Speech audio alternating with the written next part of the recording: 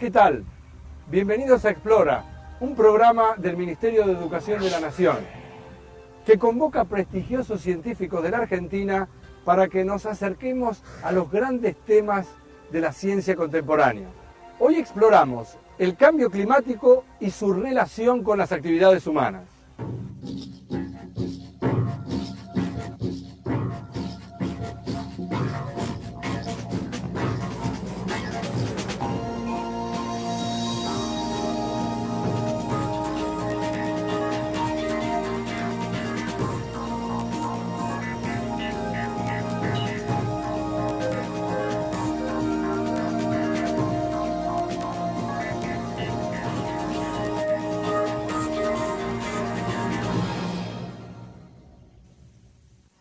En los últimos años se ha hablado frecuentemente del cambio climático. Es más, es un tema que está instalado en la sociedad. De hecho, se escribe o se habla muchísimo sobre variaciones de temperatura o del efecto invernadero. Fenómenos como el tsunami en Indonesia, como los huracanes en Estados Unidos o las inundaciones aquí en la Argentina, en la provincia de Santa Fe, han generado un debate público. Especialistas y políticos debaten sobre las responsabilidades que le caben al hombre en estos cambios que se producen en el clima del planeta. Y naturalmente estos cambios afectan el normal desarrollo de todas las formas de vida. Para empezar, una breve definición de lo que es el cambio climático. Para eso hablamos con una experta, con una profesora de la Universidad de Buenos Aires, de la Facultad de Ciencias Exactas y Naturales, la doctora Inés Camiglioni.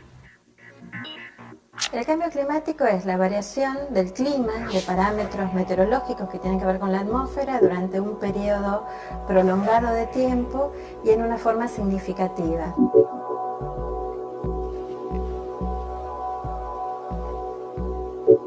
Que sea un fenómeno persistente involucra que dure durante un cierto periodo de tiempo, de al menos algunas décadas, y que sea significativo quiere decir que por algún método estadístico apropiado hay que demostrar que estas variaciones realmente están mostrando cambios o diferencias notables con respecto a algún momento pasado.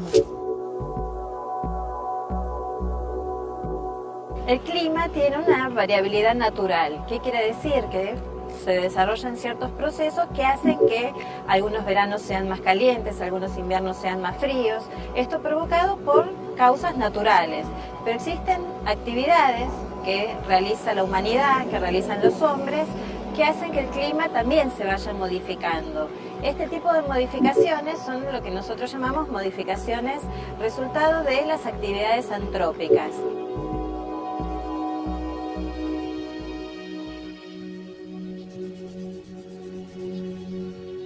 Entre las acciones del hombre que modifican el clima se pueden distinguir dos causas principales. La primera tiene que ver con el reemplazo de las superficies naturales por superficies construidas, por ciudades, por embalses, o el reemplazo también de coberturas vegetales a través del proceso de deforestación.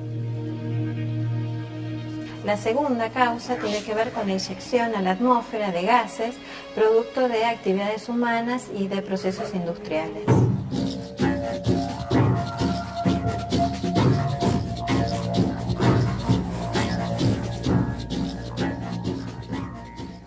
Varios organismos internacionales debaten con preocupación sobre cuál es la relación que hay entre la acción del hombre y los cambios de clima que se han observado en el planeta en las últimas décadas. Un ejemplo reciente es la 10ª Conferencia Internacional sobre Cambio Climático que se hizo sobre fines del año 2004 en Buenos Aires y que concitó la presencia de 140 países y organizaciones no gubernamentales. Aprovechemos ahora para ver cuáles son los cambios climáticos que se han registrado en los últimos tiempos.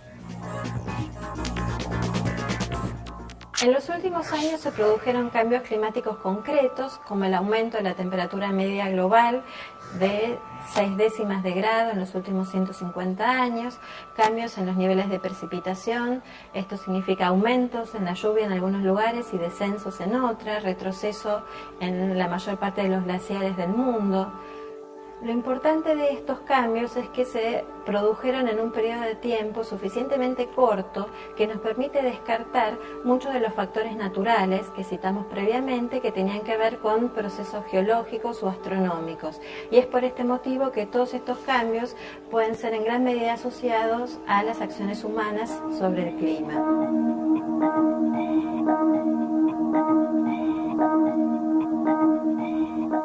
Existe un efecto natural de la atmósfera terrestre, que es lo que se conoce con el nombre de efecto invernadero. De hecho, en sí mismo, es un efecto muy beneficioso porque permite mantener los niveles de temperatura en lugares adecuados. Ahora, claro, la injerencia del hombre puede transformar en nocivo este proceso natural. Le preguntamos entonces al doctor Jesús Gardiol, que es investigador de la Facultad de Ciencias Exactas y Naturales de la UBA, ¿en qué consiste realmente el efecto invernadero? Se recurre a la figura de invernadero porque la atmósfera, naturalmente, tiene propiedades similares a estas estructuras construidas de vidrios u otros elementos. Es decir, dejan pasar la radiación solar, pero impiden la salida de la radiación terrestre. De este modo, la mayor parte de la radiación es absorbida por la atmósfera y por la superficie de la Tierra, y una ínfima parte es reflejada al espacio exterior. Al mismo tiempo, tanto la atmósfera como la superficie de la Tierra emiten energía que es absorbida por los diferentes gases que componen la atmósfera. Este efecto de invernadero es el que hace que la temperatura de la superficie de la Tierra sea más alta que si no existiese la atmósfera. Existen gases de invernadero como el óxido nitroso, el dióxido de carbono, el vapor de agua o el metano, que son componentes naturales que hacen que la atmósfera retenga la radiación terrestre. Este efecto natural se potencia y se hace perjudicial con la actividad humana que emiten gases de invernadero, logrando que haya una mayor concentración de dichos gases. Como consecuencia, la radiación saliente es cada vez menor y esto hace que la temperatura de la superficie aumente. Entre las actividades responsables de emitir este tipo de gases, podemos mencionar la quema de combustibles fósiles, la deforestación, la agricultura y la ganadería. La Convención Marco de las Naciones Unidas sobre Cambio Climático, que se hizo en el año 1992, sirve como parte de una serie de acuerdos que tienen los países que se reúnen para discutir sobre este problema. Unos años después, en el año 1997, se hizo el Protocolo de Kioto en Japón. Y lo que se pretendió es establecer límites más precisos sobre la emisión de gases de efecto invernadero.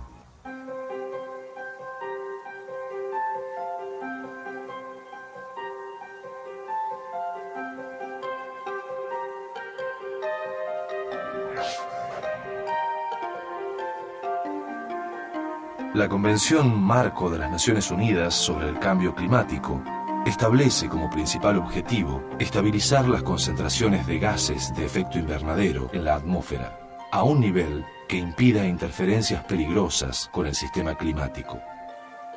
A medida que se fueron acumulando mayores evidencias científicas respecto de las causas e impactos del cambio climático, se hizo necesario establecer límites más precisos sobre las emisiones de estos gases. Así, en 1997, los gobiernos de varios países se manifestaron a favor de la adopción del Protocolo de Kioto, que comparte los principios y preocupaciones establecidos en la Convención de 1992. Pero a su vez, lamentablemente, el mismo no fue ratificado por 4 países que en su conjunto producen más del 30% de los gases de efecto invernadero: Australia, Estados Unidos, China e India. Hay un aspecto del cambio climático que es global, es decir, que afecta a todo el planeta por igual. Y hay otro aspecto del cambio climático que es regional, es decir, que afecta a distintos sectores del planeta y produce un impacto distinto en términos sociológicos, económicos, geográficos. Veamos ahora de qué manera el cambio climático afecta a nuestro país, a la Argentina. Los registros de temperatura en Argentina no muestran cambios demasiado significativos en lo que se refiere a la temperatura media. Los cambios más evidentes se dan en la temperatura mínima, donde se observa que en la región centro y norte de Argentina hay una tendencia de aumento de la temperatura de 1 grado centígrado en los últimos 50 años, mientras que la temperatura máxima se redujo en la misma proporción. Otra característica importante tiene que ver con la duración de las estaciones.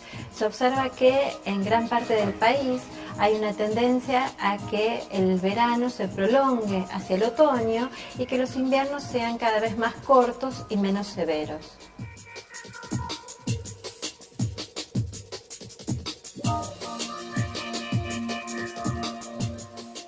A diferencia de lo que ocurre con la temperatura, la precipitación es una de las variables meteorológicas con cambios más evidentes en Argentina. En particular, en la región centro y norte de Argentina se registra un aumento de la lluvia del 23% durante el último siglo. Esto es especialmente evidente en los caudales de los grandes ríos de la Cuenca del Plata. Esto es el río Paraná, el Uruguay y el Paraguay, que muestran una tendencia a mayores caudales durante los últimos años. No solo se observa un aumento en los caudales medios de estos ríos, sino que también hay una mayor frecuencia en los caudales extremos, dando en esta región una mayor vulnerabilidad a la ocurrencia de inundaciones.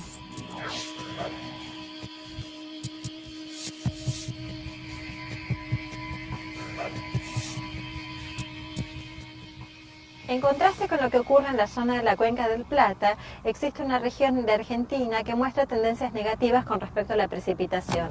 Esto es el área de Cuyo y Comahue, que muestran durante el último siglo una tendencia a una reducción de la lluvia del orden del 50%. Esto tiene impactos bastante importantes sobre los caudales de los ríos, que están principalmente alimentados por las masas de agua de deshielo de alta montaña. Esto sin duda puede tener consecuencias bastante importantes para la provisión de agua de toda esta región, que se encuentra frente a riesgo de un déficit hídrico para los próximos años.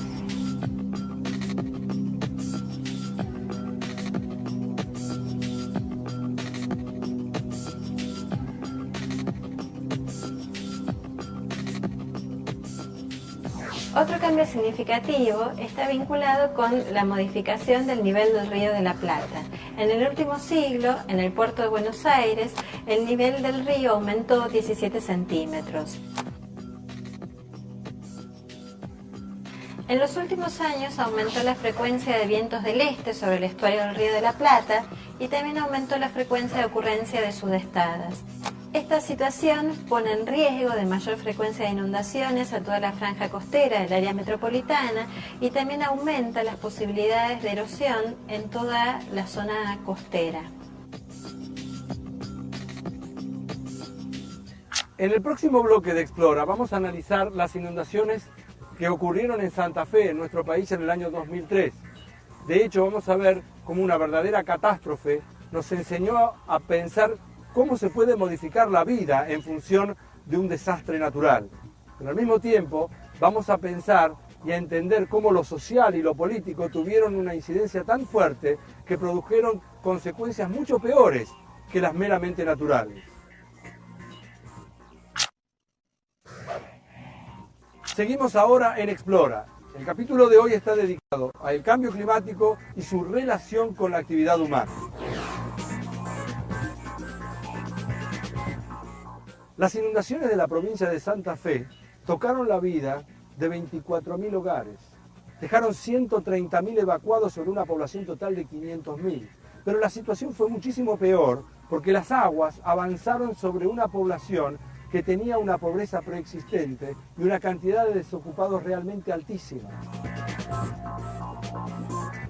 Por su ubicación, la ciudad de Santa Fe está naturalmente expuesta a una situación de inundación.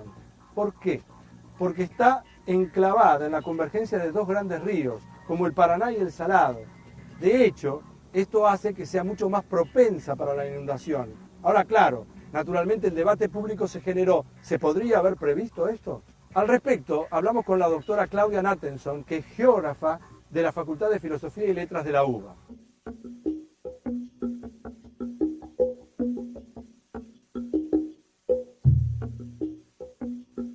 Hemos tenido inundaciones catastróficas en el litoral argentino, importantes en el año 82-83, en el año 92, en el año 98, y parecía que la inundación del 2003 de Santa Fe solo viene a confirmar que no es posible hacer nada, porque es natural, y no es así.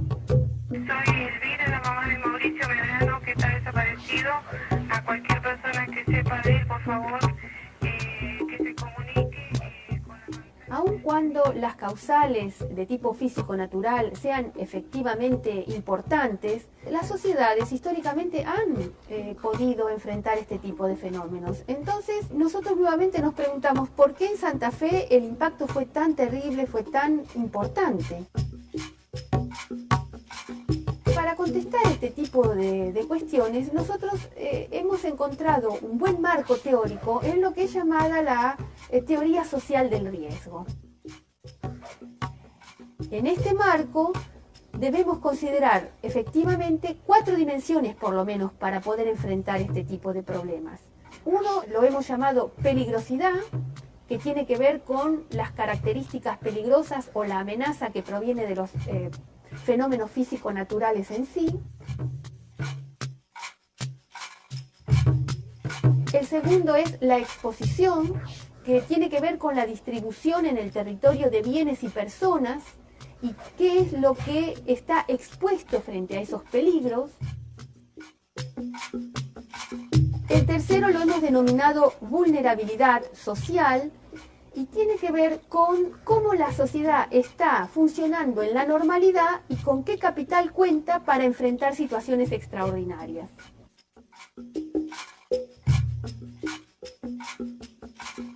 Existe una cuarta dimensión que hemos denominado incertidumbre, que se trata de aquellos aspectos desconocidos del problema en cuestión, para los cuales ni la ciencia ni la técnica tiene respuestas en la actualidad.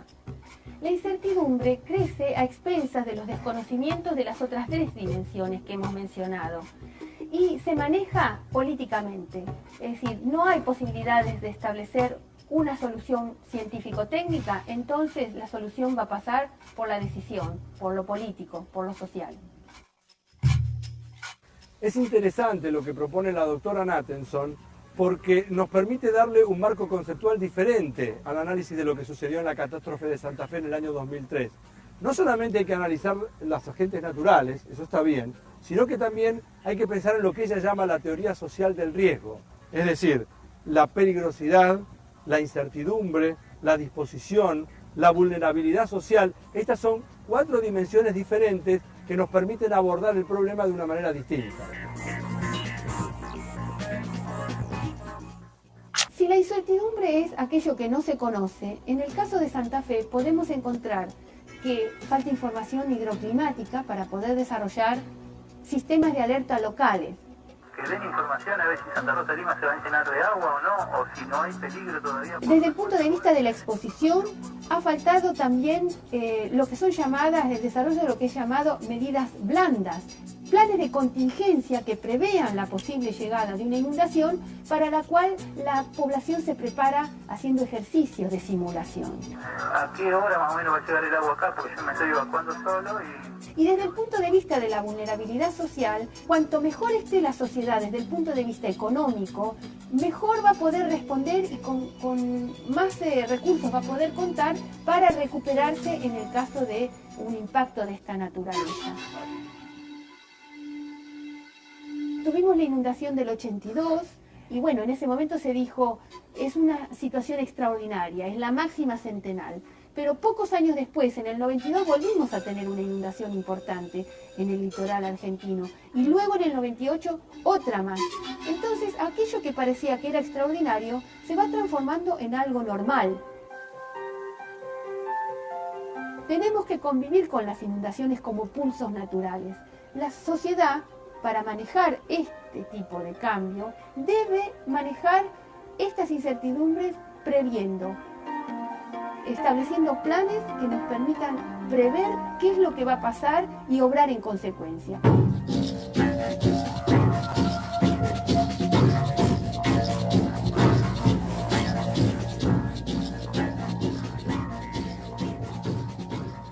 Dentro de las ciudades tienen lugar procesos atmosféricos locales, es decir, que son propios de las grandes orbes, de las grandes ciudades. Y quiero comentarles algunas de las causas para que esto suceda. Por ejemplo, el reemplazo de los suelos naturales por suelos construidos, o la generación de residuos, o la liberación de lo que se llama calor antropogénico, es decir, el calor generado por la actividad humana. Estos procesos atmosféricos, que como ya dijimos son típicos de las grandes ciudades, conforman en su conjunto un fenómeno que se llama la isla urbana de calor.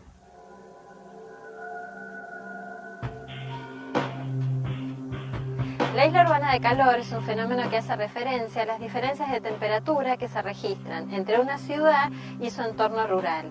En general se observa que durante las noches, en las que hay poco viento y hay poca nubosidad, la ciudad muestra temperaturas más elevadas que su entorno rural. Recibe este nombre de isla urbana de calor haciendo referencia a que la temperatura suele ser más alta en el centro de la ciudad y tiende a ir disminuyendo a medida que uno se va alejando hacia las zonas rurales cercanas. Las causas de la isla urbana de calor son principalmente 4. La primera está asociada a los materiales que se usan en una ciudad, esto es hormigón, cemento, pavimento, y además a la geometría de las construcciones urbanas que favorecen una mayor absorción de la energía proveniente del sol. Una segunda causa está vinculada con la liberación del calor que se produce a través de las actividades humanas, esto es a través de la calefacción, a través del uso de diferentes combustibles. La tercera causa de la isla urbana de calor está vinculada con una disminución de la evaporación en ambientes urbanos asociada al reemplazo de las superficies naturales por superficies construidas. Hay una cuarta causa que está vinculada con los contaminantes que están en suspensión en la atmósfera de las ciudades. Estos contaminantes actúan recibiendo la radiación del sol, reemitiendo esta radiación en diferentes direcciones, donde una de estas direcciones es particularmente la superficie terrestre y por lo tanto en el suelo se va a recibir mayor cantidad de energía. Esta energía va a calentar más la superficie en una zona urbana y por lo tanto el aire que está en contacto con esta superficie se va a ir calentando cada vez más.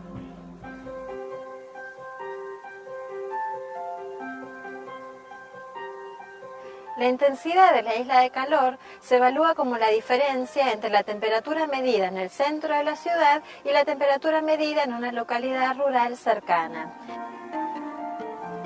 Los factores que determinan la intensidad de la isla de calor son factores meteorológicos como la nubosidad y la velocidad del viento, factores asociados a la estructura de la ciudad, esto es el tamaño de la ciudad y la población, o factores que están vinculados con la época del año y la hora del día. Normalmente la máxima intensidad que se registra en la isla de calor es algunas horas después de la puesta del sol, normalmente entre 4 y 6 horas, y la mínima intensidad suele registrarse durante las horas del día.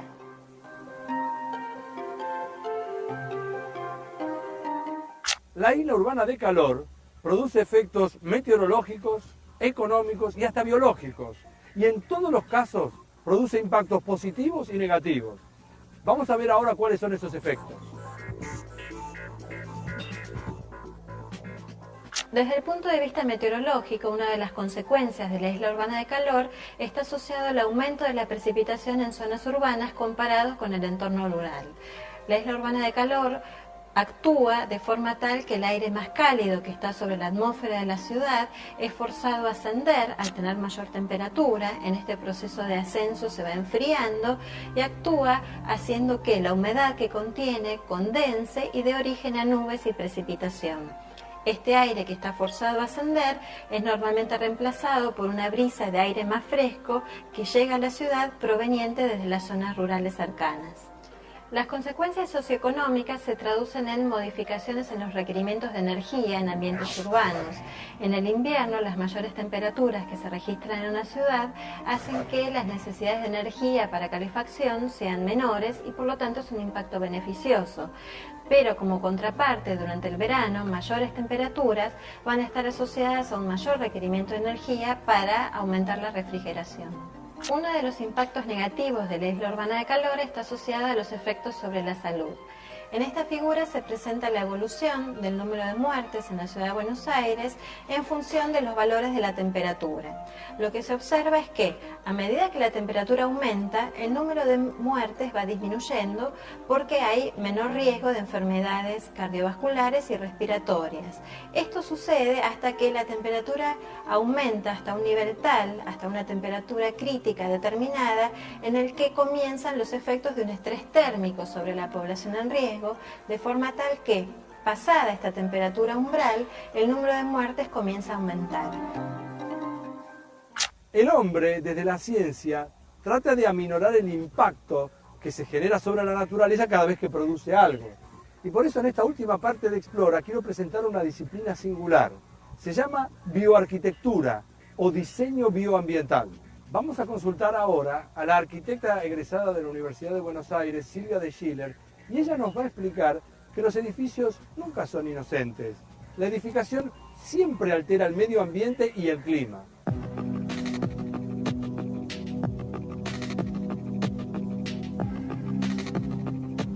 Si la arquitectura es capaz de desarrollarse en común acuerdo con la naturaleza, es un aporte que la arquitectura puede hacer al ambiente y a la sociedad consecuentemente. Eso es básicamente hacer más con menos, usar menos recursos y hacer una mejor arquitectura que dependa menos de los recursos. Para que esos recursos, si los hay, se puedan usar para otras cosas, básicamente para producir y desarrollarnos. No consumir para producir un problema, que es el calentamiento global y el efecto de la isla de calor, que sí van a ser problemas porque van a rebotar en nuestro hábitat y vamos a tener que suplir las condiciones de diseño que no hemos sabido usar debidamente con más mecanismos, con más energía, con más situación artificial. Los edificios impactan, no son inocentes. Los edificios siempre modifican el clima y el medio en el cual se encuentran. La manera en que impactan es lo que tratamos de evidenciar y de enseñar en nuestra arquitectura bioambiental.